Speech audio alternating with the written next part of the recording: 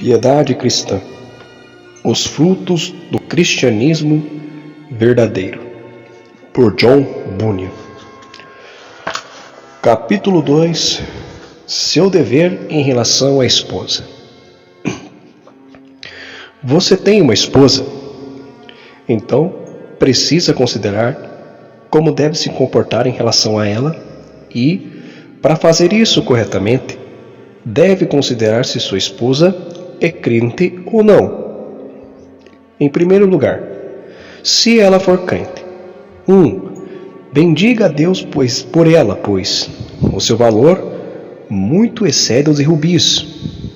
A mulher é um ornamento e a glória do homem.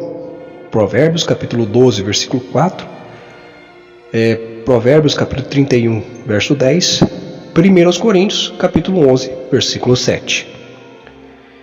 Enganosa é a beleza e vã a formosura, mas a mulher que teme ao Senhor, essa sim será louvada. Provérbios capítulo 31, versículo 30. Segundo ponto, você deve amá-la sob uma dupla consideração. Primeiro, por ela ser uma só carne com você, porque ninguém jamais odiou a sua própria carne.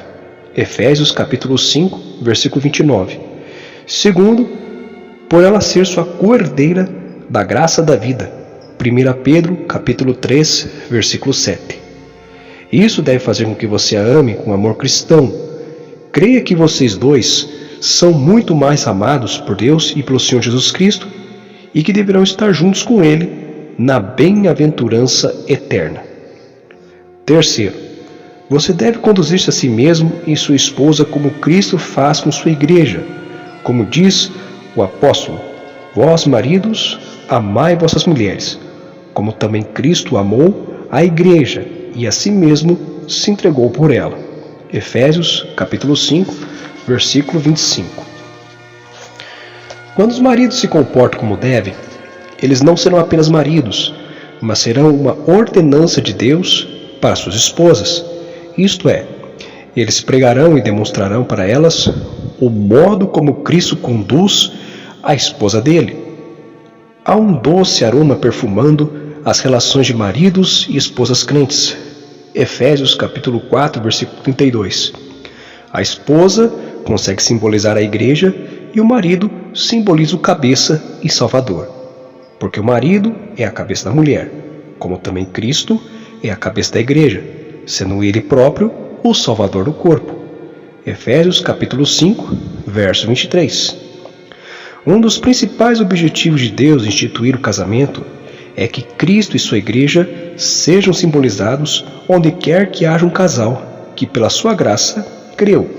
Portanto, aquele marido que se comporta de modo indevido para com sua esposa não apenas se porta de maneira contrária à regra, mas também faz com que ela seja privada do benefício de tal ordenança e prejudica o mistério simbolizado por essa relação. Portanto, quem ama sua mulher, ama-se a si mesmo, porque nunca ninguém odiou sua própria carne. Antes, a alimenta e sustenta, como também o Senhor a igreja. Efésios capítulo 5, versículos 28 e 29. Cristo entregou a vida por sua igreja e ele cuida das fraquezas dela, comunica-lhe sua sabedoria, a protege, ajuda a cumprir seus deveres deste mundo. E isso é o que os homens devem fazer para com suas esposas. Salomão e a filha de Faraó tinham o dom de fazer isso, como você pode ver no livro de Cânticos. Maridos, suportem as fraquezas de suas esposas, ajudem-nas em suas enfermidades e as honrem como vasos mais frágeis. 1 Pedro capítulo 3, versículo 7.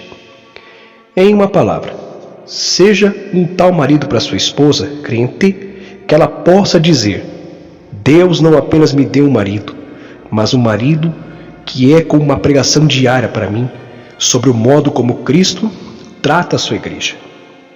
Em segundo lugar, se a sua esposa for incrédula ou carnal, então você também tem um dever diante de si, o qual precisa cumprir sob um duplo compromisso.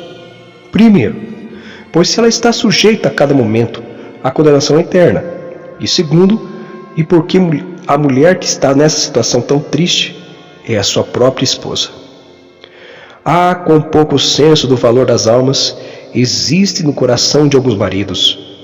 Isso é manifestado por sua conduta anticristã para com e diante de suas esposas. Agora, marido, para agir de modo adequado, você deve, primeiro, esforçar-se seriamente para sentir a condição miserável de sua esposa, de maneira que seu coração se comova por causa do estado da alma dela. Segundo, cuide para que ela não tenha ocasião devido a qualquer comportamento decoroso de sua parte para prosseguir no mal. E aqui você precisa redobrar sua diligência, pois ela está muito próxima e, portanto, é capaz de observar o menor mal que há em você. Terceiro, se ela se comportar de maneira indecente e indisciplinada, como pode acontecer pelo fato dela estar sem Cristo e sem a sua graça, então se esforce para vencer o mal dela com sua bondade e a ousadia dela com a sua paciência e mansidão. É vergonhoso que você, que possui outros princípios, age igual a ela. Quarto, aproveite as oportunidades para convencê-la. Observe o estado emocional dela e, quando for mais propício, fale ao coração de sua esposa. Quinto, quando você for falar, faça-o com propósito. Não importa se serão com muitas palavras, desde que sejam pertinentes. Jó, em poucas palavras, responde a sua esposa e a repreende por sua fala insensata. Como fala qualquer doida, falas tu. Receberemos o bem de Deus e não receberíamos o mal? Jó, capítulo 2, versículo 10. Sexto, que tudo seja feito sem rancor ou com a menor aparência de ira, instruindo com mansidão os que resistem, a ver se porventura Deus lhes dará arrependimento, para conhecerem a verdade e tornarem a despertar, desprendendo-se dos laços do diabo, em que a vontade deles estão presos. 2 Timóteo, capítulo 2, versículos 25 e 26. De onde sabes, ó marido, se salvarás tua mulher? 1 Coríntios, capítulo 7, versículo 16. Amém.